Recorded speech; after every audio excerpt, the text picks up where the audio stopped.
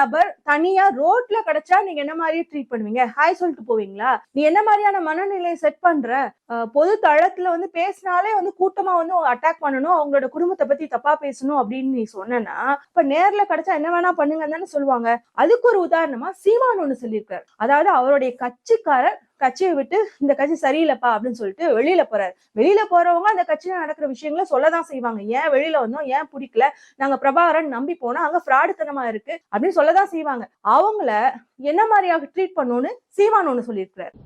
அந்த நாய் கட்சியை விட்டு நீக்கிட்டா ரொம்ப பேசினா போய் காவல் நிலையத்துல கம்ப்ளைண்ட் கொடுக்க சொல்லு. இனிமே பேசினா தொலைச்சு போடுவோம் சார், அப்புறம் சட்டம் ஒழுங்கு கெட்டு போச்சு அதுன்னு சொல்லக்கூடாது. இவனை எச்சரிச்சுங்க. கட்சி விஷயத்தை எழுதுனா அடிக்க சொல்றா, வீடு ஏறி வெளுத்து போடுங்கடா. ஆளுக்கு பதிவு போட இது பண்ண இதெல்லாம் அனுமதிச்சுக்கிட்டு இருக்கிறீங்க எல்லாம் இது. இந்த நாய்களுக்கு எல்லாம் முகவரி கொடுத்தா அது நம்ம வீட்டுல இருந்து உட்காந்துக்கிட்டு சேட்டை பண்ணிட்டு இருக்குது. அடி இது ஒரு கருத்துன்னு எனக்கு போட்டுக்கிட்டு இருக்கேன். நீ என்ன சொல்றாரு மனுஷன் அப்படின்னா, கேட்டு